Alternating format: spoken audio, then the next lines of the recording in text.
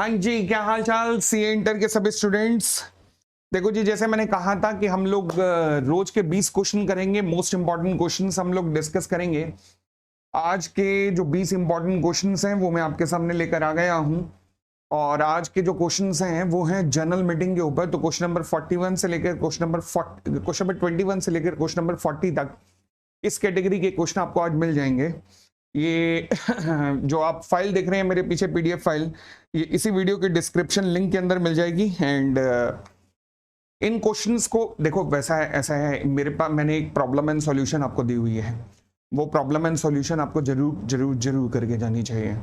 उसके अलावा ये जो क्वेश्चन हैं, क्या इनके अलावा आपको आरटीपी एमटीबी भी करनी है? नहीं। इसके अंदर सारी एमटीबी, सारी आरटीपी इंक्लूडिंग लेटेस्ट, सब कुछ इंक्लूसिव है। पास्ट ईयर के इंपॉर्टेंट क्वेश्चंस भी इंक्लूडेड हैं और इसमें कुछ ऐसे क्वेश्चंस भी हैं जो कि अभी तक आए नहीं हैं पेपर में, वो भी इंक्लूड किए हुए हैं। तो मैं इन पे एक एक क्वेश्चन का प्रेजेंटेशन भी आपके साथ डिस्कस करता जाऊंगा, एंड ताकि आप लोगों को पता लगता रहे, आइडिया लगता रहे कि प्रेजेंट कैसे करना है। हम ये मान के चलेंगे कि हर क्वेश्चन मान लीजिए 4 नंबर का है, मान के चलिए, क्योंकि हमारे लिए कैलकुलेशन आसान हो जाती है। देखो, 1 नंबर के लिए आपको 25% लिखना है, 4 नंबर के लिए पूरा 1 पेज लिखना है, समझ गए? 6 नंबर का है तो 150%, 5 नंबर का है तो 125%। ठीक है, अब इसको बेस बना के चलिए हम डिस्कशन शुरू करते हैं। आइएगा, क्वेश्चन नंबर 1 है हमारे पास। With a view to transact some urgent business, Ratna, Rimpy and Ratnesh, the 3 director of the Shilpkar construction limited are desirous of calling. ओहो, ये शीट मैंने ओपन किया जानबूझ के ताकि मैं आपको सॉल्यूशन बता सकूं कि क्या क्या करना है। अब मैं आपको एक बात कहूं, एक काम करना, इतना शीट ओपन कर हो रही है, थोड़ी सी गप्पे मार लेते हैं। आप एक काम कर सकते हैं कि क्वेश्चन नंबर 1 इस वक्त मैं पढ़ रहा हूं, क्वेश्चन नंबर 1 पढ़कर आप अपनी तरफ से एक स्टैंडर्ड सॉल्यूशन बनाइए, मतलब लिखिएगा मत, बेशक बना दीजिएगा मोटा मोटा फ्रेमवर्क कि आप इसके अंदर क्या लिखेंगे। फिर मैं आपसे मैच कराता हूँ, देखते हैं कितना मैच होता है आपका और मेरे बीच में। 4 नंबर पे सपोज करिए आपने लिखना है। ठीक है, अभी तक जो बच्चे मुझसे पढ़े हुए हैं और जिन्होंने अभी तक मॉक टेस्ट नहीं दिया हुआ है, आज ट्यूसडे है, आज रात तक दे सकते हो, 12 बजे तक आप सबमिट कर सकते हो, कल से उसकी कॉपीज चेक होना शुरू हो जाएंगी। ठीक है जी, चलो आएगा।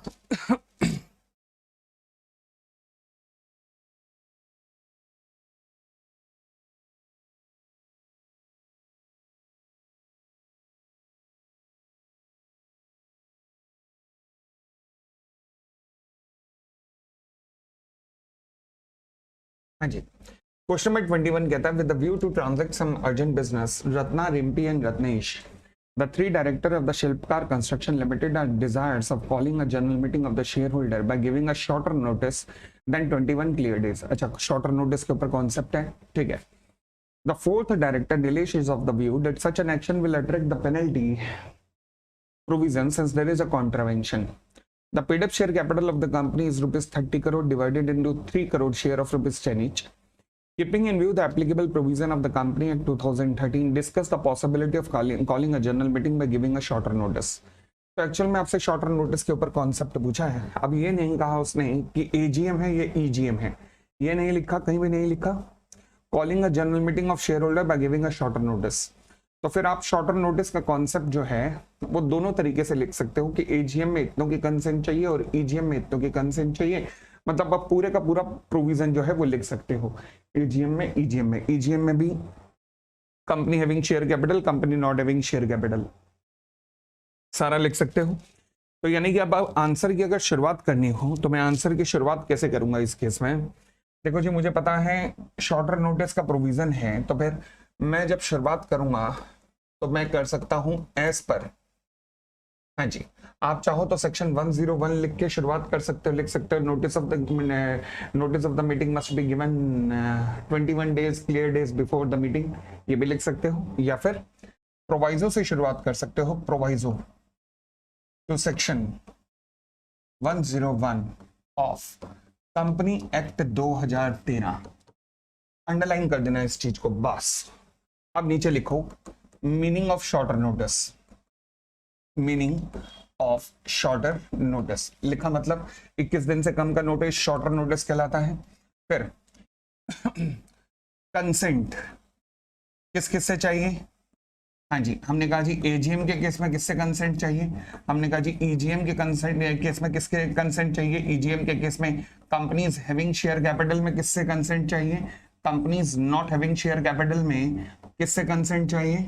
ये आपने लिख दिया सब कुछ, ठीक है।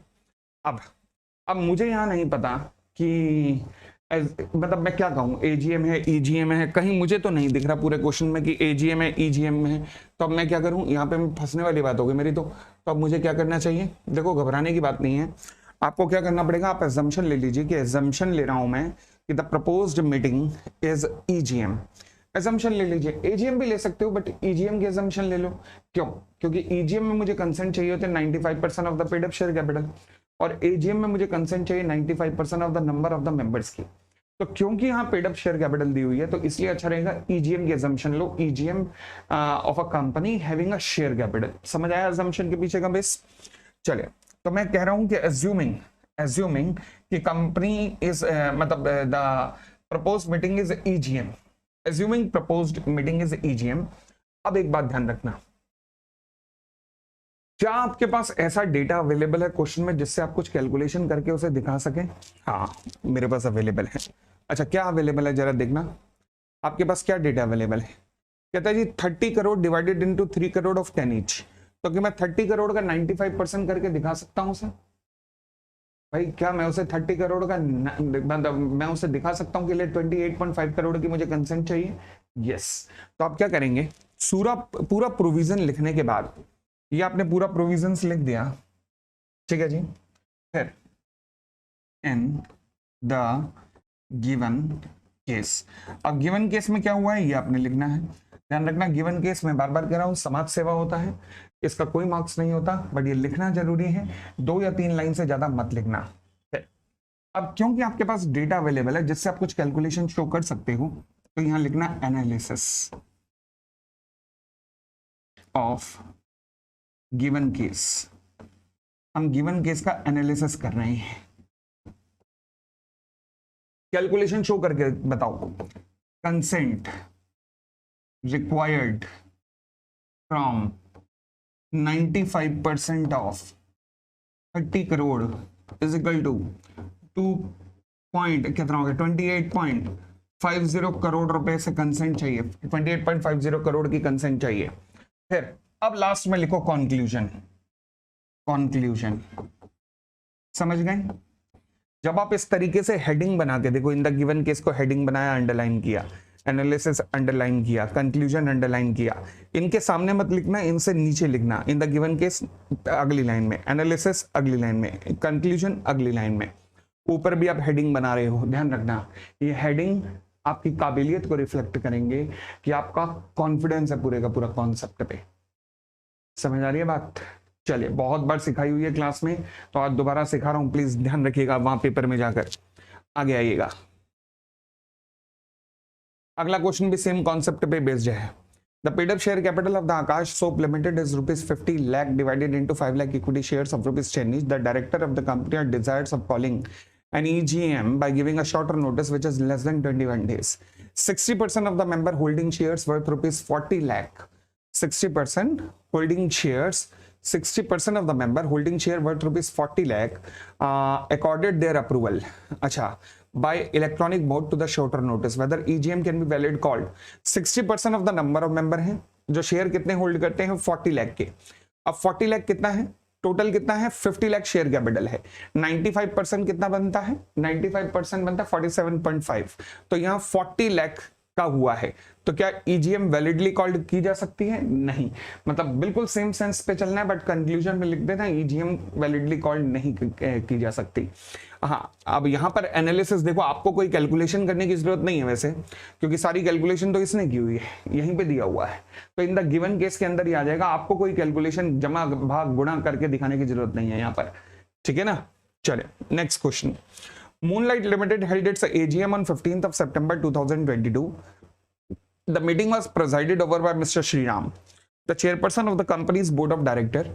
On September 17, 2022, Mr. Sriram, the chairperson, without signing the minutes of the meeting, left India to look after his father who fell sick in the USA. Section 118 का क्वेश्चन है, AGM है, ठीक है। referring to the provision of the Company Act state the manner in which the minutes of the above meeting are to be signed. देखो जी, अब इस question का solution अगर आपने करना हो तो कैसे करोगे? आपसे एजीएम के मिनट्स के बारे में पूछा है कि एजीएम के मिनट्स को साइन कैसे करते हैं, तो फिर आप लिखेंगे एज पर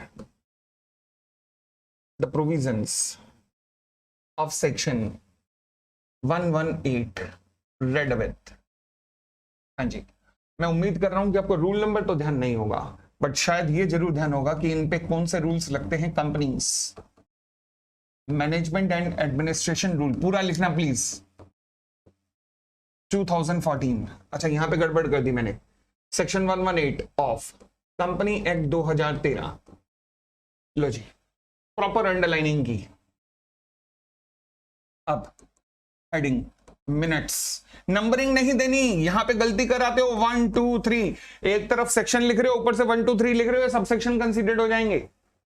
तो नंबरिंग नहीं लिखना, ध्यान रखना, हेडिंग लिखना, नंबरिंग मत लिखना, सेमीकोलन से कर देना बस अलग। लो जी, मिनट्स, मीनिंग या मीनिंग ऑफ मिनट्स। मिनट्स क्या होते हैं? लो जी, हर कंपनी को जो भी उसकी प्रोसीडिंग हुई है मीटिंग की, उसके लिए बनाने पड़ते हैं मिनट्स। अच्छा, कब तक बनाने पड़ते हैं?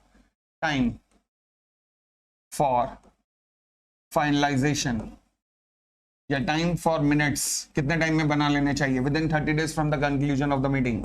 फिर सिग्नेचर्स ऑन मिनट्स। हाँ जी, सिग्नेचर ऑन मिनट्स। अब देखो जी, सिग्नेचर्स का ही सवाल है, सिग्नेचर्स के बारे में पूछा उसने। अच्छा, अब लेंथ भी मैनेज करनी है मुझे, तो लेंथ भी मैनेज करना है। 4 नंबर पे आ जाए तो ध्यान रखना कितनी लेंथ आपकी बन रही है। मिनट्स के बारे में बेशक 2-3 और पॉइंट भी लिखना चाहो तो लिख सकते हो, कोई दिक्कत नहीं है। सिग्नेचर्स के बारे में लिखना चाहो तो आप सिग्नेचर्स के बारे में क्या लिखोगे? बोर्ड मीटिंग के बारे में भी, सिग्नेचर्स के बारे में भी लिख सकते हो, जनरल मीटिंग के सिग्नेचर के बारे में भी लिख सकते हो, पोस्टल बैलेट के बारे में भी लिख सकते हो। वहां पे अब आपको आपकी लेंथ मैनेज करनी है। यहां पर मिनट्स के बारे में, मीनिंग ऑफ द मिनट्स के साथ में कुछ 1-2 और पॉइंट्स भी लिखना चाहते हो लिख सकते हो। मिनट्स के बारे में सेक्शन 118 में जो आपने लिखा हुआ है, ठीक है जी। फाइनलाइजेशन ऑफ मिनट्स के बारे में भी लिख सकते हो, with in 30 days from the conclusion of the meeting it shall be finalised. फिर सिग्नेचर के बारे में, क्योंकि जनरल मीटिंग के पूछे हैं तो एजीएम के बारे में लिखो तो ज्यादा अच्छा है, परंतु अगर 6-7 नंबर पे क्वेश्चन आ जाए, 6 नंबर पे आ जाए तो सारे लिख देना कि बोर्ड मीटिंग के मिनट्स कब तक साइन होने चाहिए, पोस्टल बैलेट के कब तक होने चाहिए और जनरल मीटिंग के कब तक हो जाने चाहिए। ये लिख दिया। In the given case conclusion. समझ गए? चले आगे बढ़ते मिस्टर क्रिश। अच्छा, फिर फिलहाल इसका सॉल्यूशन में डिस्कस कर लेता हूं। क्या जरूरी है कि आपको मीटिंग का चेयरपर्सन अगर साइन ना कर पाया तो क्या होगा? तो बड़ी सीधी सी बात है कि बोर्ड ऑफ डायरेक्टर किसी डायरेक्टर को ऑथराइज करेंगे और चेयरपर्सन की जगह वो जो डायरेक्टर ऑथराइज किया जाएगा बोर्ड ऑफ डायरेक्टर की जगह बोर्ड ऑफ डायरेक्टर के द्वारा वो साइन करेगा। ठीक है, तो यानी कि कौन साइन करेगा? By any director authorised by the board of director in this respect. Conclusion जरूरी नहीं ये लाइन चिपकानी, अपनी लैंग्वेज में लिख सकते हो, मगर ये क्रक्स यही आना चाहिए। Question number 24, Krish, a shareholder of the ABC Limited has made a request to the company for providing a copy of the minutes book of the general meeting. His name is already entered in the register of member of the company. Whether Krish is entitled to receive a copy of the minutes book, explain the provisions of the Company Act 2013. देखो जी ऐसा है। अब अगर तो ये question है 4 number पे, तो फिर मिनट्स का मतलब लिखना, मिनट्स कब तक कंक्लूड हो जाते हैं 30 days, ये लिखना। सिग्नेचर्स लिखने की जरूरत नहीं है, वो थोड़ा हम ड्रैग हो जाएंगे अलग तरफ। फिर एक्चुअल में तो क्वेश्चन पूछा सेक्शन 119 पे, तो सेक्शन 119 अब सेक्शन 119 पे आ जाएगा। सेक्शन 119 में सबसे पहली बात है इंस्पेक्शन ऑफ मिनट्स, वहां से शुरू करना। फिर कॉपीज के बारे में लिखा है कि अगर कोई भी मेंबर कॉपी मांगे तो क्या कंपनी लायबल है? Yes, with in 7 days company को भेजनी पड़ती है कॉपी। यस, ये जो 7 days का कॉन्सेप्ट है ना, यही तो आपका मेन लाइन है, तो ध्यान रखना, इसको अंडरलाइन करना मत भूलना। Within 7 working days after he has made a request in this behalf to the company. ठीक है जी। फिर गिवन केस, फिर कंक्लूजन। 3 नंबर पे आ जाएं तो फिर मिनट्स का मतलब बताना, कब कंक्लूड हो गए नहीं बताने की जरूरत। फिर इंस्पेक्शन के बारे में बताने की जरूरत नहीं है। फिर विद इन 7 days वाली लाइन लिख देना। ठीक है, तो अपने हिसाब से आपको वहां पर ना अपने आप को चेंज करना पड़ेगा, ध्यान रखना, फ्लेक्सिबल रखना अपने आप को, रिजिड होके मत चलना। ठीक है, चलिए क्वेश्चन का अच्छा, एक और मैं मंत्र हमेशा बताता हूं, प्लीज ध्यान रखना, उसको गलती से भूलना मत। एमसीक्यू 30 नंबर पे, 30 नंबर के लिए है, आपके पास करने के लिए मैक्सिमम 40 या मान के चलता हूं 45 मिनट है, बस इससे ऊपर नहीं है, ध्यान रखना। अब आपके पास 45 मिनट हैं एमसीक्यू सॉल्व करने के लिए, यानी कि हर एमसीक्यू सॉल्व करने के लिए आपके पास 1.5 मिनट है, 1.5 मिनट में आपने सॉल्व करने हैं। फिर अब 30 नंबर का आपका 45 मिनट हो गए, अब आपके पास बचे हैं 2 घंटे 15 मिनट, 135 मिनट। आपको सॉल्व कितना करना है? 70 नंबर, 70 नंबर सॉल्व करना है 135 मिनट, मतलब एवरेज अराउंड 2 मिनट या 2 मिनट से कम अब आपके पास बचा है। तो ध्यान रखना, एक नंबर पे इतना मत लिखें, जो भी आपने एमसीक्यू में टाइम बचाया वो आपका प्लस है। शुरुआत एमसीक्यू से करेंगे, सॉल्यूशन की मतलब जब क्वेश्चन पेपर करना शुरू करेंगे तो एमसीक्यू से करेंगे, जो टाइम बच गया एमसीक्यू पे वो आपका बेनिफिट है एक तरीके का, ठीक है। तो हमेशा हमेशा आपने क्या करना है, एमसीक्यू पे कोशिश करना जितना टाइम बच सके उतना बाकी चीजों पे लग जाए। और एक नंबर के लिए 2 मिनट है, एवरेज अराउंड एक नंबर के लिए 2 मिनट है, बस इसका ध्यान रख के चलना, इससे ऊपर मत लिखने बैठ जाना, किसी भी आंसर को इससे ऊपर मत लिखने बैठना, घड़ी सामने रखना, एक नंबर 2 मिनट, एक नंबर 2 मिनट, बस ये मंत्र बना लेना, ठीक है। आगे बढ़ते हैं, हाँ जी, question number 25। Question number 25, Kavita Limited scheduled its AGM to be held on 11th of March 2020 at 11 a.m. The company has 900 members on, यानी कि 900 मेंबर का मतलब है 5 मेंबर पर स्लिप प्रेजेंट होने चाहिए। On 11th of March 2020 the following persons were present by 11:30 a.m. 11:30 हो गए थे। कौन कौन आया है? P1 P2 P3 ये शेयर होल्डर हैं, तो कितने मान लिए गए? 3 मान लिए गए। अच्छा, फिर उसके बाद शेयर होल्डर है P4 रिप्रेजेंटिंग ABC लिमिटेड, ये भी एक मान लिया गया क्योंकि रिप्रेजेंटेटिव है। अच्छा, P5 रिप्रेजेंटिंग DF लिमिटेड, ये भी एक मान लिया गया, हो गए 5। P6 and P7 are the proxies of the share holder, ये नहीं माने जाएंगे। Examine with reference to the relevant provision of the company act 2013 whether the quorum was present in the meeting. अब यहाँ पे देखो कि आपके पास लिखने के लिए इतना कुछ है, इतना कुछ है, मैं कह रहा हूँ पेन थक जाना चाहिए, मगर हमें कंट्रोल करना है अपने आप को। अच्छा सर कैसे? बहुत कुछ है हमारे पास, मैं आपको 1 मिनट देता हूं, मुझे पॉज कर दो यहीं पर और सोचना आपके पास क्या क्या लिखने के लिए है। क्वेश्चन कितने नंबर का? 5 नंबर का, 5 नंबर मान के चलो, यानी कि 125% ऑफ द पेज। सोचो जी, 125% ऑफ द पेज में क्या क्या लिखोगे?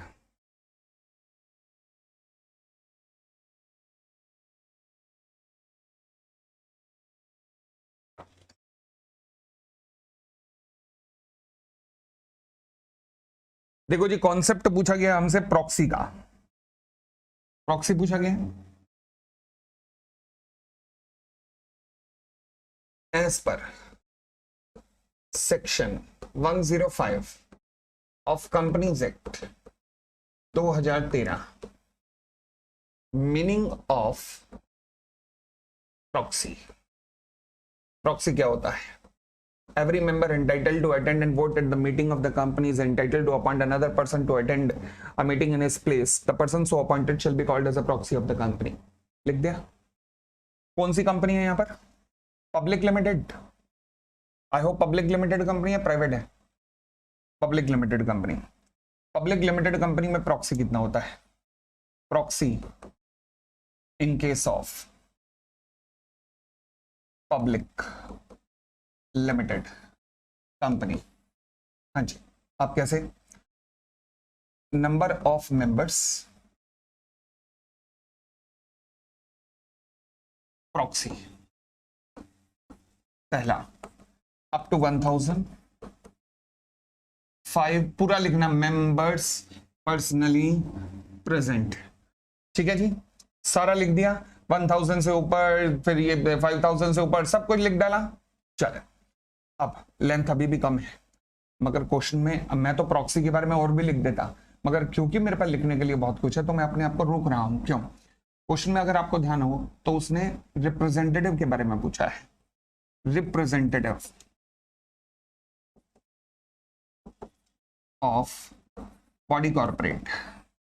सेक्शन याद होगा तो सेक्शन 113 लिख सकते हो कि रिप्रेजेंटेटिव कौन होते हैं, कैसे अपॉइंट किए जाते हैं, और ये कोरम में काउंट होते हैं। They have all the rights of the member personally present that they shall be counted for the purpose of quorum, ठीक है जी।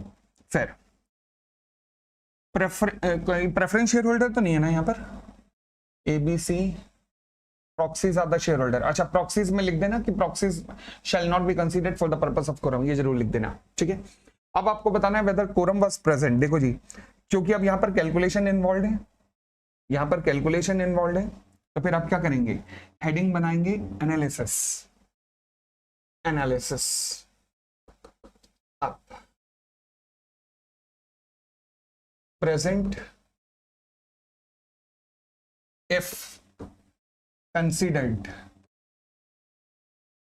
for quorum। पहला कौन है जी, पहला P1 P2 P3, P1 P2 and P3, yes, कितने हो गए, 3। सेकंड फिर कौन है जी, P4, और फिर कौन है, P5, एक एक ये हो गए, P4 यस 1, P5 यस 1, फिर आगे कौन है,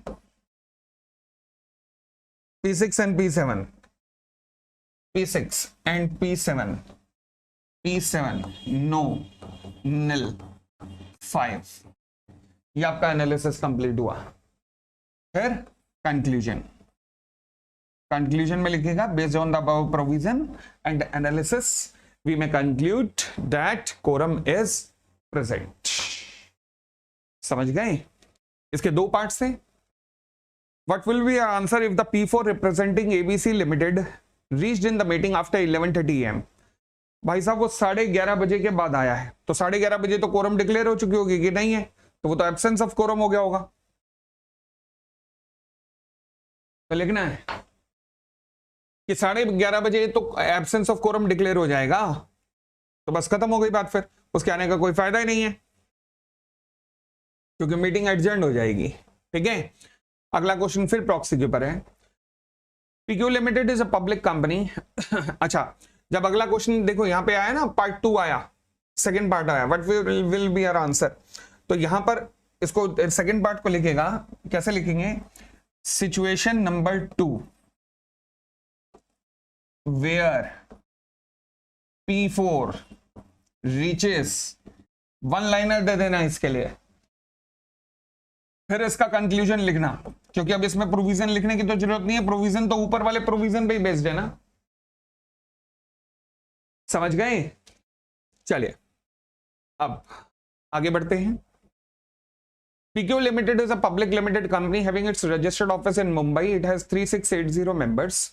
The company sent notice to all its members for its AGM to be held on 2nd of September 2019, Monday at 11 AM at its registered office. On the day of the meeting, there were only 12 members. 3680 यानी कि member कितने होने चाहिए, 15 member personally present होने चाहिए, 12 है। अच्छा, 11:30 बजे तक आपके 12 ही मेंबर आए थे। The chairperson adjourn the meeting to the same day in the next week at the same time and place. On the day of the adjourn meeting only 10 members were present. कोई दिक्कत नहीं है, बस बात बन गई, क्यों, क्योंकि एडजर्न मीटिंग में जितने आए हैं वही कोरम है। The chairperson initiated the meeting after 11:30 AM। कोई दिक्कत नहीं, आधा घंटा वेट किया मीटिंग का उसने, कोरम का, and pass the resolution after discussion as per the agenda of the meeting given in the notice. Comment whether the AGM conducted after the adjournment is valid or not as per the provision of 103 by explaining the relevant provision.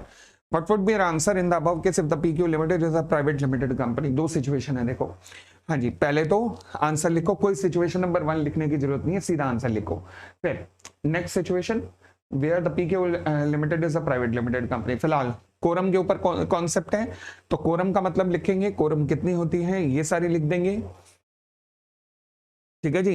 उसके बाद यहां पर absence of quorum का भी concept लिख देना, क्योंकि अगर कोरम एब्सेंट रही तो मीटिंग एडजर्न हो जाएगी to the next week, same day same time same location, और at any other day time और place where the board of directors deem fit.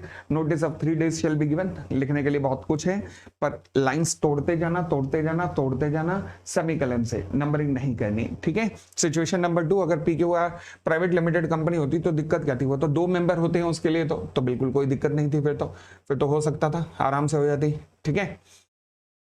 अगला question, the board of director of Shrey limited called an EGM upon the requisition of the member, how the meeting was adjourned on the ground that the quorum was not present in the meeting.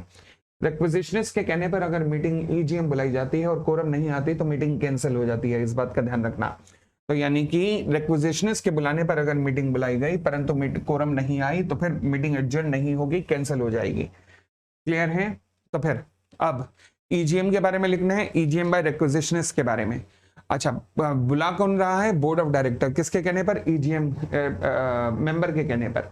तो अब कैसे लिखेंगे आप इसके बारे में कि EGM अगर बोर्ड ऑफ डायरेक्टर बुलाते हैं रिक्विजिशनिस्ट के कहने पर तो कितने दिन में हो जानी चाहिए?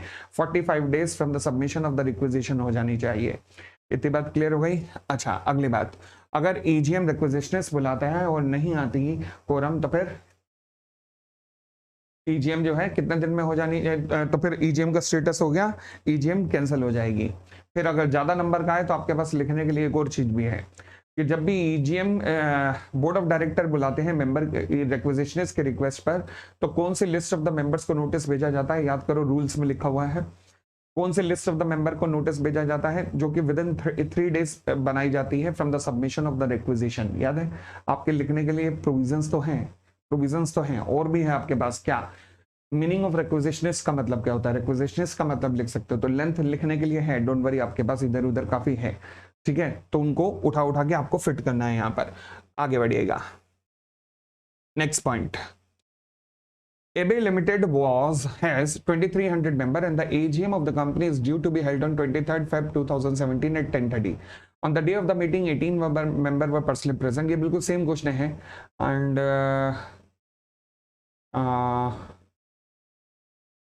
अच्छा ये थोड़ा सा अलग है, रुको। On the day of the meeting 18 members were personally present by 11 AM and the chairperson proceeded to initiate the chronicles of the meeting. There were 5 special business to be discussed at the meeting and by 2:30 PM agenda 1 to 3 have been discussed and appropriate resolution were passed. ठीक है, और due to some emergency 4 of the member had to leave around 3 PM. 18 member थे, 2300 है और 4 member चले गए तो बचा 14. The chairperson granted them the permission and proceed to discuss agenda number 4 and 5.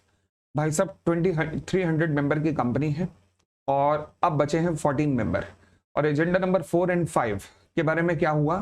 Pass the resolution as per the consent of the remaining member, comment whether the meeting is properly convened. क्या कहोगे? जिस time meeting शुरू हुई उस time तो थी agenda number 3rd and 4th and 5th के time नहीं थी, तो इसका मतलब क्या होना चाहिए था? आपसे पूछा क्या है? Whether the meeting is properly convened. ध्यान रखना, इसका ध्यान रखना। पूछा क्या है? पता लगा पूछ रहे हैं महाभारत, हम लिख रहे हैं Ramayan. Whether the meeting is properly convened, no. क्यों नहीं? क्योंकि मीटिंग को एडजर्न हो जाना चाहिए था। तो फिर सबसे पहले कोरम लिखो, कोरम का मतलब में ही यहाँ पे पता लग जाएगा। कोरम का है minimum number of members required for convening the meeting. तो हम कह सकते हैं कि quorum is required throughout the meeting. ठीक है, कोरम एब्सेंट होगी तो एब्सेंस ऑफ कोरम के कंसिक्वेंसेस लिखेंगे और उसके बाद लिख देंगे कि एजेंडा नंबर 1 से 3 तक तो है बट एजेंडा नंबर 4 और 5 की वैलिड नहीं है क्योंकि वो एडजर्न होना चाहिए था। Next question number 29, explain the provision of the e-voting in an AGM in the following cases as per the companies act. अच्छा, following cases, A and his wife has a joint demat account in the Alpha Investment. In such a case, who shall cast the vote in the e-voting system? हाँ जी, who shall cast the vote in the e-voting system? अगर दोनों का joint account है तो who shall cast the vote? हाँ जी, देखो जी ऐसा है, in case of a joint shareholder, polling paper पहले किसको दिया जाता है? जिसका नाम पहले आए। And in the absence to the joint holder attending the meeting as appearing in the chronological order in the folio, मतलब आप केवल इतना लिख देना, polling paper shall be given to the first named holder, बस ये। ठीक है, तो in the given case A or his wife B, whosoever name appear in the chronological order in the register of member, मतलब जिसका नाम भी register of member में पहले आ रहा है, shall be entitled to vote। बड़ी सीधी सी बात है। ठीक है, और आगे बढ़े। फिर अगली बात क्या पूछता है वो? AGM is going to be held on 7/9/2020. Then what will be the e-voting period? Minimum 3 दिन का होता है e-voting period and the time for the closing. Meeting से एक दिन पहले शाम को 5 बजे तक बंद करना होता है। लो जी, लिख सकते हो। इस तरीके का जब भी सवाल आएगा 1.5 मार्क्स, मतलब 3 नंबर के सवाल आता है जब भी इस तरीके का आएगा, और आएंगे कुछ जरूर ऐसे सवाल, 3 या 4 सवाल ऐसे आ सकते हैं। आगे फिर कहता है जी chairperson of the meeting of the company. ये क्वेश्चन नंबर 1 का ये फर्स्ट देख लेना जी, ये अच्छा क्वेश्चन है, अच्छा है, देख लेना। चले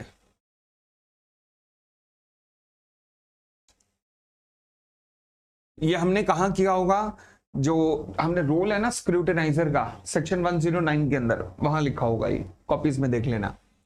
आगे बढ़ते हैं। हाँ जी, the chairperson of the meeting of the company received a proxy 54 hours before the time fixed for the start of the meeting. कब तक जमा करना होता है? 48 आवर्स पहले। तो आपने 54 आवर्स पहले जमा किया है, अच्छा किया है, कोई दिक्कत नहीं। He refused to accept the proxy on the ground that article of the company provide that the proxy must be filed 60 hours before the start of the meeting। गलत है, आर्टिकल का प्रोविजन गलत है। शुरुआत कैसे करोगे? मीनिंग ऑफ द प्रॉक्सी, ठीक है जी, मीनिंग ऑफ प्रॉक्सी। उसके बाद प्रॉक्सी फॉर्म किसमें होता है? MGT 14 के अंदर। कब तक सबमिट करना पड़ता है? 48 hours before the start of commencement of the meeting. फिर क्या आर्टिकल इस टाइम लिमिट को बढ़ा सकता है? नहीं। घटा सकता है? यस, घटा सकता है। तो फिर गिवन केस और कंक्लूजन, ये जो आर्टिकल ने लिखा है ये इनवैलिड है, एंड द कंपनी, और लिखा है whether the proxy holder can compel the chairperson to admit the proxy. ध्यान रखना, yes, the proxy holder can compel the chairperson to admit the proxy. Conclusion में, ठीक है जी, आगे बढ़िएगा। Question number 30A, MH company limited served a notice of the general meeting upon its share holder. ये अच्छा क्वेश्चन है, ध्यान रखना। The notice stated that the issue of the sweat equity share would be considered as such notice. Mr. A, a shareholder of the MH Company Limited, complained that the issue of the sweat equity share was not specified fully in the notice. Is the notice issued by the MH Company Limited regarding the issue of the sweat equity share valid according to the provisions? हाँ जी, section 102 special business है, explanatory statement जानी चाहिए थी। Meaning of explanatory statement, explanatory statement content पूरा का पूरा लिख दो। फिर सेकंड पॉइंट पे क्वेश्चन है कि जब भी एक्सप्लेनेटरी स्टेटमेंट जाएगी तो उसके अंदर कंटेन होना चाहिए all such fact which may enable the member to understand the meaning, scope, implication of the proposed agenda and also assist him to take the decision thereon। ये इस पॉइंट पे है, सेकंड पॉइंट पे। तो ध्यान रखना, क्या ये नोटिस वैलिड है? नहीं, वैलिड नहीं है। क्यों? क्योंकि इसके अंदर पूरी डिटेल आनी चाहिए थी। सेक्शन 102 आपने पालन नहीं किया है, पूरा 102 चिपका गया ना फुर्सत के वालों में, समझ गए? चलिए 30B, Benson Limited issued a notice with the agenda for 9 business to be transacted in the AGM. 2 business were regarding the appointment of Sahu and Pranav as a director. अच्छा, the chairperson decided to move the resolution for all the 9 business together to save the time of the members present, examine the validity of the resolution। पहली बार हमने कहीं पे रुकावट देखी है कि एक साथ सारे रेजोल्यूशन मूव नहीं हो सकते? कहीं रुकावट नहीं है, केवल एक जगह को छोड़कर। अच्छा, वो जगह कौन सी है जहां पर रुकावट है? वो है सेक्शन 162। सेक्शन 162 के अंदर लिखा है कि कंपनी डायरेक्टर्स का अपॉइंटमेंट सिंगल रेजोल्यूशन के थ्रू अगर करना चाहती है तो उसके लिए कुछ फॉर्मेलिटी पूरी करनी पड़ती है। फॉर्मेलिटी क्या? कि कंपनी को पहले मेंबर्स से कंसेंट लेनी पड़ती है इस तरीके के रेजोल्यूशन को मूव करने की, और मेंबर से इस तरीके की कंसेंट लेनी चाहिए कि एक भी वोट अगेंस्ट पे न डाले। तो सबसे पहले मेंबर से कंसेंट लेंगे कि क्या मेंबर हम सिंगल रेजोल्यूशन से एक से ज्यादा डायरेक्टर को अपॉइंट कर लें। अगर एक भी वोट अगेंस्ट में डाला तो आप स्टेप नंबर 2 पे नहीं जा सकते। फिर अगर मेंबर अगर मान लीजिए कंसेंट दे देते हैं, कोई भी वोट अगेंस्ट में नहीं डाला, तब आप ऑर्डिनरी रेजोल्यूशन प्रपोज कर सकते हो डायरेक्टर के अपॉइंटमेंट के लिए। पूरे लॉ में केवल एक जगह लिखा है बस ये बात, ठीक है जी, बाकी कहीं नहीं लिखा। तो इसका मतलब क्या है? इसका मतलब ये है कि as a general practice to avoid any confusion, resolution are generally moved separately, normally separately move किए जाते हैं, बट कोई रेस्ट्रिक्शन नहीं है in the company act stating if the chairperson of the meeting desire that 2 और more resolution should be move together. ठीक है जी, बस एक जगह को छोड़कर। The only occasion where the law specifically require a resolution to be moved separately is relating to the appointment of director at the general meeting. ये 162 में है, जो कि आपके सिलेबस में नहीं है। आना तो नहीं चाहिए ये कॉन्सेप्ट, बट फिर भी of a public company or private company where 2 or more director cannot be appointed as a by a single resolution. ठीक है ना? अब ये उतनी डेप्थ में नहीं गया कि आपको पहले मेंबर से अप्रूवल लेनी चाहिए, फिर स्टेप नंबर 2 पे आओगे। इसने बस यही कहा कि डायरेक्टर का अपॉइंटमेंट के लिए आप सिंगल रेजोल्यूशन मूव नहीं कर सकते। तो इसका मतलब यहां पर चेयरपर्सन डिसाइड करना चाहता है कि भैया appointment of Sahu and Pranab single resolution वो नहीं हो सकता, इन दोनों को छोड़ के कोई भी हो सकता है। यस, ठीक है, इस क्वेश्चन को मार्क कर लेना, एक बार दोबारा जाके देखना है आपने। आगे, Luxy hair styles private limited allotted 500 shares in the name of Joy's daughter Mila, who is 4 years old, and Mr. Joy, the director of the company, has approached you to advise him on the entries to be made in the register of member, since Mila is incompetent to contract in her capacity. अब ध्यान रखना, अगर मान लीजिए कोई member जिसकी capacity to contract नहीं है, क्या उसका नाम रजिस्टर ऑफ मेंबर जो कि MGT 1 के अंदर मेंटेन होता है आ सकता है? नहीं। तो उसका नाम अगर लिखना ही चाहते हो, जिद है तुम्हारी, तो फिर उसके साथ उसके लीगल गार्जियन का नाम भी लिखना पड़ेगा। ध्यान रखना, since minor are not competent to enter into a contract, their name cannot be entered in the register of member without the detail of the guardian. Therefore, Joy is advised that while filing MGT 1, the name of the minor shall be entered only if the detail of guardians are available. Thus, Joy's name shall also appear in the register of member. अगर sir ये 4 number पे question आ जाए तो हम कैसे संभालेंगे? बात तो बड़ी सही है आपकी।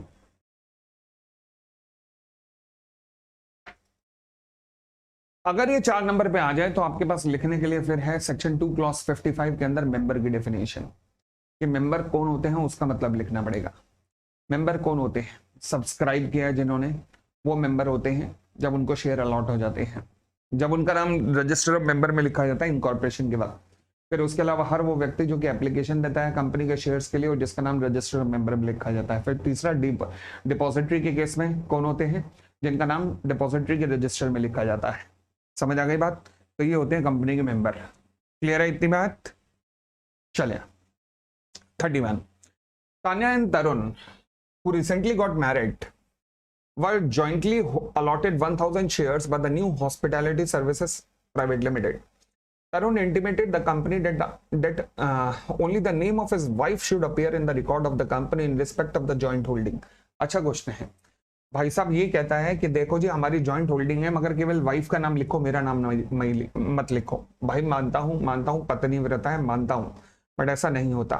या तो वाइफ के नाम ही शेयर लेता, बट अगर जॉइंट होल्डिंग लिखा है तो नाम दोनों का आएगा। अब किस ऑर्डर में आएगा ये तू जाने।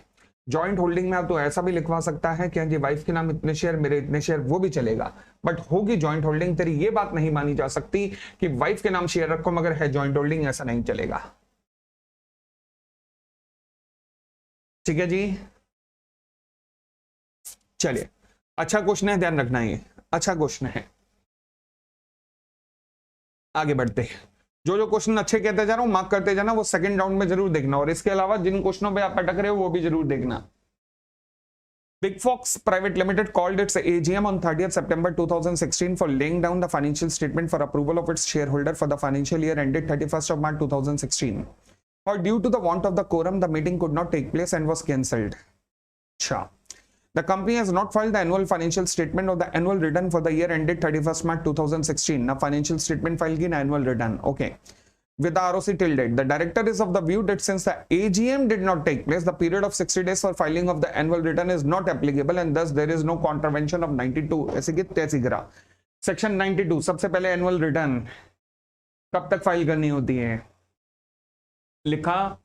फिर एनुअल रिटर्न अगर तो मान लीजिए, और तो इसने कुछ पूछा नहीं है, अगर 4-5 नंबर पे पूछे तो कंटेंट ऑफ एनुअल रिटर्न भी लिखने पड़ेंगे, और क्या, ठीक है ना। उसके बाद अब एनुअल रिटर्न कब तक फाइल होती है? AGM plus 60 days.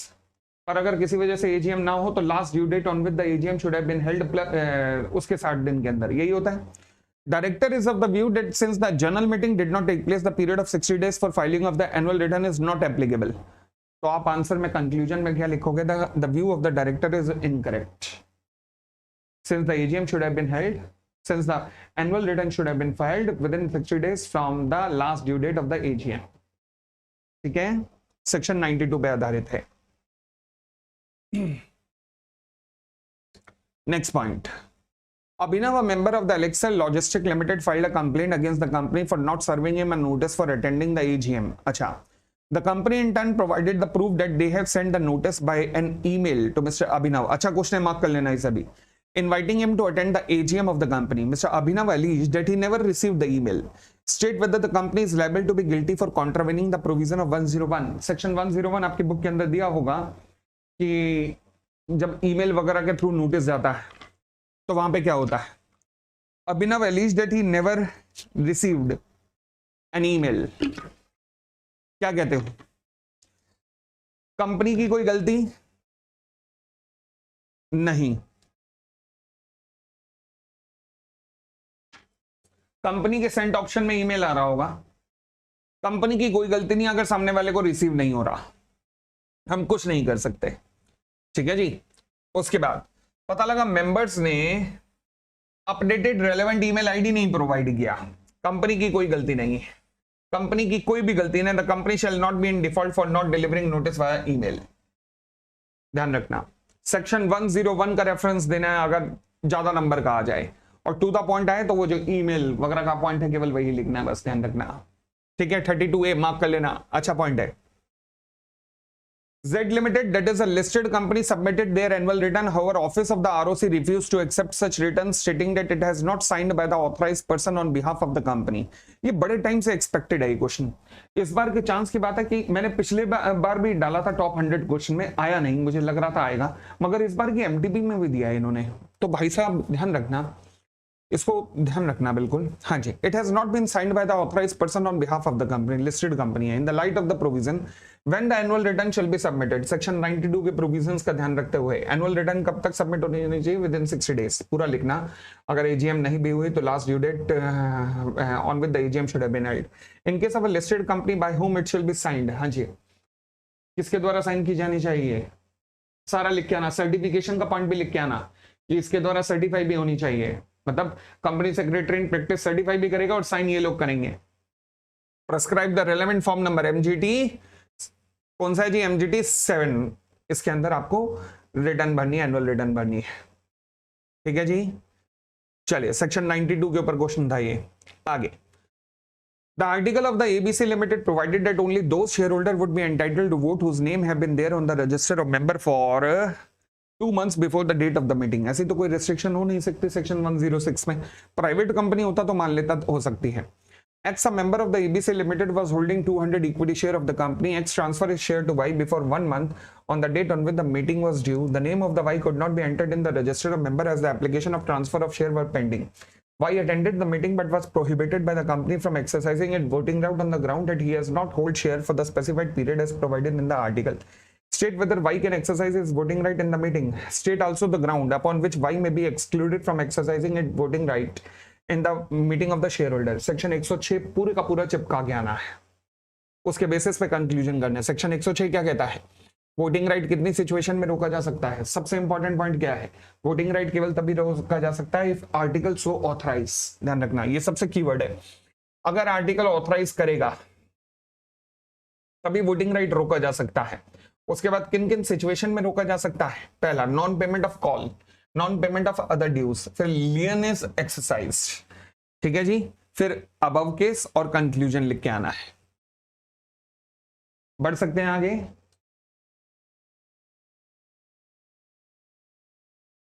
Next point 35. Suppose Mr. Subramaniam and Mrs. Sneha are joint shareholder of the Sports Equipment Private Limited holding 500 equity shares. In respect of the particular special business being transacted at the EGM of the company, Mr. Subramaniam is in favor of passing the resolution whereas Mrs. Sneha does not favor the resolution. Decide how the resolution vote shall be casted. अच्छा point है भाई, mark कर लेना इसे भी. Joint share holding है. Joint share holding में vote किसका माना जाएगा? सीनियोरिटी के बेसिस पर. जिसका नाम पहले आता है उसका वोट माना जाता है.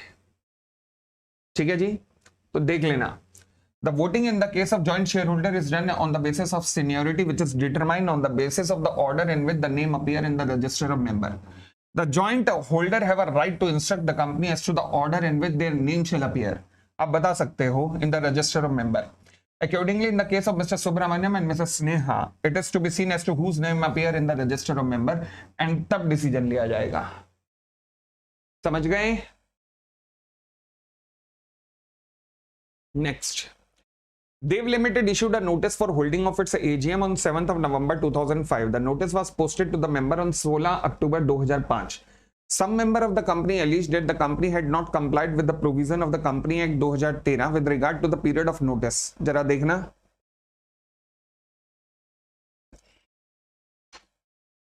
सेक्शन 101 लिखा, 7 नवंबर को नोटिस भेजा है, 2 दिन बाद मिलेगा मतलब 9th को. फिर 21 क्लियर डेज का टाइम देना है. 21 क्लियर डेज का टाइम देना है. अच्छा सॉरी, 7 नवंबर की तो मीटिंग है ना. नोटिस वाज 16 अक्टूबर को पोस्ट हुआ, तो मिलेगा कब? 18th को.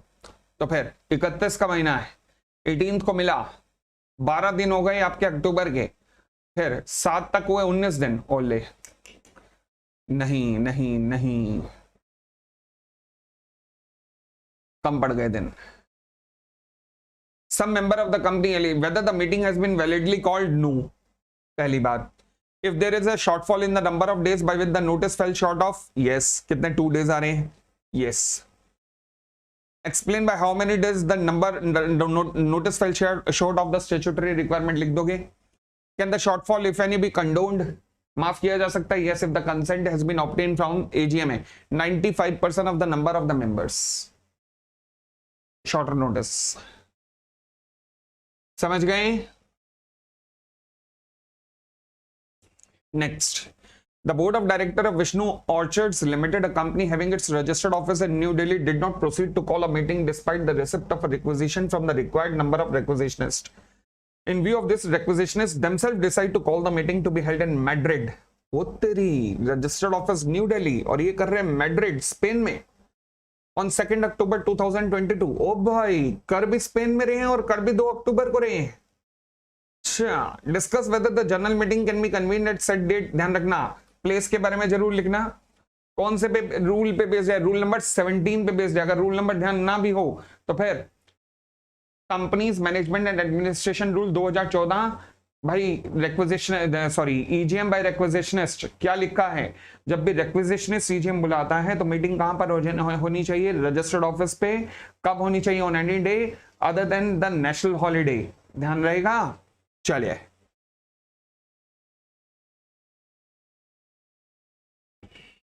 आगे. Question number 38. In a general meeting of the Alpha Limited, the chairperson directed to exclude certain transaction detrimental to the interest of the company from the minutes. Mukesh, a shareholder, contended that the minutes of the meeting must contain the fair and correct summary of the proceeding thereat. Decide whether the contention of Mukesh is maintainable. नहीं, गलत है. क्यों? सबसे पहले minutes का मतलब लिखा, फिर मिनट्स के अंदर याद हो अगर आपको, तो फिर कोई भी मैटर ऐसा हटाया जा सकता है which in the opinion of the chairman is detrimental to the interest of the company. फिर कंपनी के लिए हार्मफुल हो सकता है, फिर कंपनी की बदनामी कर सकता है. ठीक है ना. बट चेयरपर्सन की यहां पर पावर एब्सोल्यूट पावर है, तो मुकेश पंगे नहीं ले सकता उस पावर से. 39. The EGM of the company Purple Banana Private Limited was due to be held on 23rd of September 2016. However, due to the want of the quorum, the meeting was adjourned to the later date on 1st of October 2016 and 2 resolutions were passed on that date. ओए रुक जा. EGM Purple Banana Private Limited was due to be held on 23rd September. Due to the want of quorum, meeting was adjourned. अच्छा, on 1st of October, 23rd September की meeting 1st October को ही. ठीक है. And the 2 resolutions were passed on that day. What would be the date of passing of resolution? 116. Section 116 क्या कहता है? जिस दिन रेजोल्यूशन पास हुए वही डेट मानी जाएगी, कोई अर्लियर डेट नहीं मानी जाएगी.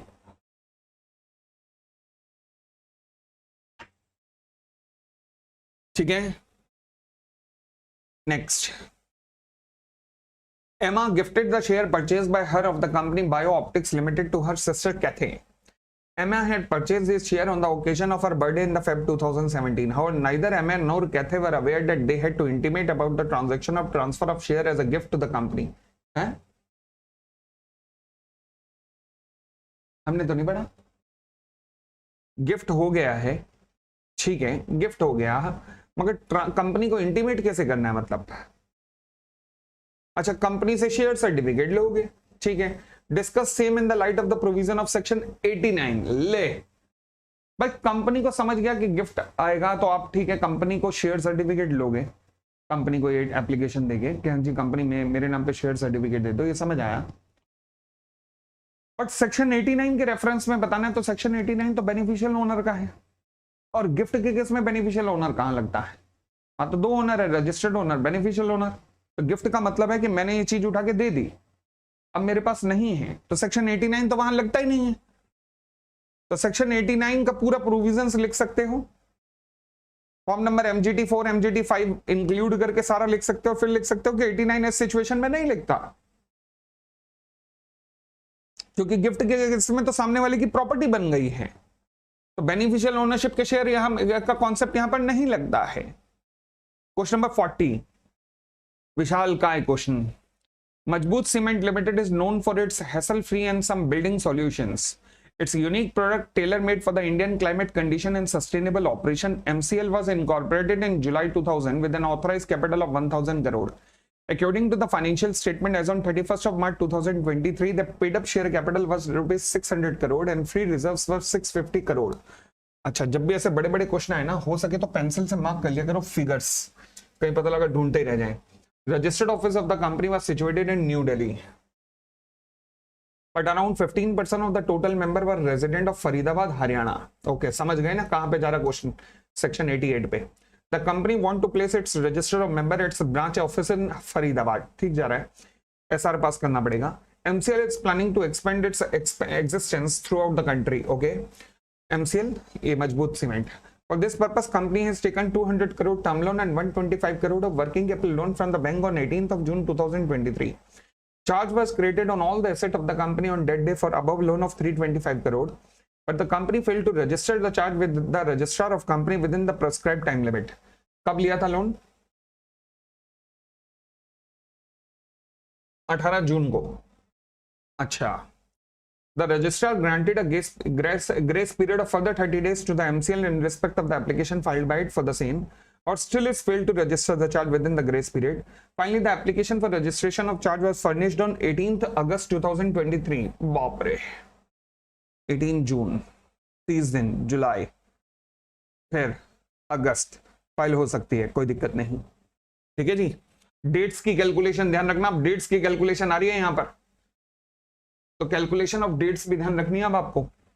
आगे शायद 1-2 दिन का ही फर्क बैठ रहा है, मुझे लग रहा है 17 अक्टूबर या 18 अगस्त को शायद 60 दिन खत्म हो रहे हैं वो एडिशनल ड्यूटी वाले, एडिशनल चार्जेस वाले। अब तीसरा देखिएगा, MCL want to convene its 23rd AGM on 10th of September 2023 at the registered office of the company. Notice for the same was served on 22nd of August 2023. 78% of the member have given their consent to convene the EGM at the shorter notice due to urgent need of the fund for the expansion plan with reference to the provision of the Company Act. बाप रे, company want to maintain its register at the Faridabad. Advise whether the decision of the company is valid. ध्यान रखना, 3 question पूछ रहा है, तीनों अलग अलग कॉन्सेप्ट में। सबसे पहले आंसर लिखते हुए, सबसे पहले पहला, company want to maintain its registered office at Faridabad, लिखा as per the provision of section 88 of the companies act 2013, लिख लो जी। रजिस्टर्ड ऑफिस पे ही मेंटेन होना चाहिए, बट स्पेशल रेजोल्यूशन पास हो जाए तो कंपनी कहां पर मेंटेन कर सकती है? कहीं पर भी मेंटेन कर सकती है। यहाँ पर 1/10 of the total number of the member जो कि रिजाइड करते हैं वहां रहते हूं। ठीक है जी। Which type of charge was created by the company on 18th of June 2023? Whether the application filed by the company on 18th August was in compliance? अब ये कैलकुलेशन आपको देखनी पड़ेगी, मेरे ख्याल से तो सही मतलब 60 दिन के अंदर अंदर ही आ रहा है शायद, तो along with the additional fees आप जमा करा सकते हो, ध्यान रखना।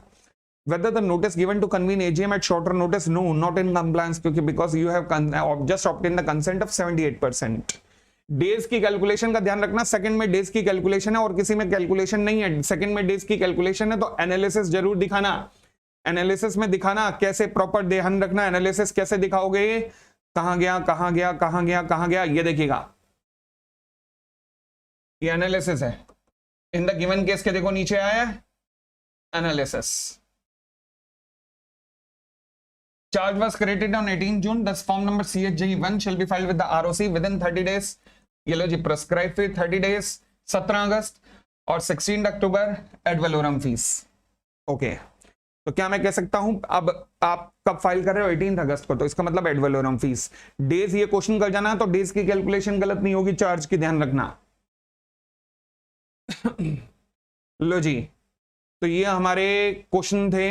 अच्छा, for exam purpose also go through the following concept very carefully. ये क्वेश्चन आपको, ये चीज आपको पढ़ के जानी है। पहला एसबीओ का मतलब, सिग्निफिकेंट बेनिफिशियल ओनर का मतलब जरूर पढ़ के जाना है। दूसरा, procedure when the company found some SBO, जब कंपनी को पता लगता है कि उसमें कोई एसबीओ था, तो फिर मतलब अगर कंपनी का कोई एसबीओ था जिसने बताया नहीं कंपनी को, कंपनी का आज भी कोई एसबीओ है, कंपनी उसको जानती है जो कि कंपनी के एसबीओ को जानता है, तो फिर कंपनी उसे नोटिस देती है कि इंफॉर्मेशन दे। याद है? तो वो सेक्शन 90 के provision, content of the annual return, annual return में क्या क्या आता है, ये भी आपने चीजें जरूर पढ़ के जानी है, ध्यान रखना। ठीक है जी, तो ये हमारे थे अभी तक के 40 क्वेश्चन हम लोग डिस्कस कर चुके हैं। कल अब अगले 20 क्वेश्चन आएंगे, और चलो जी, अगले 20 क्वेश्चन कौन से होंगे कल बता दूंगा, और लगभग इसी टाइम आपको क्लास मिल जाएगी। Thank you, bye bye, take care.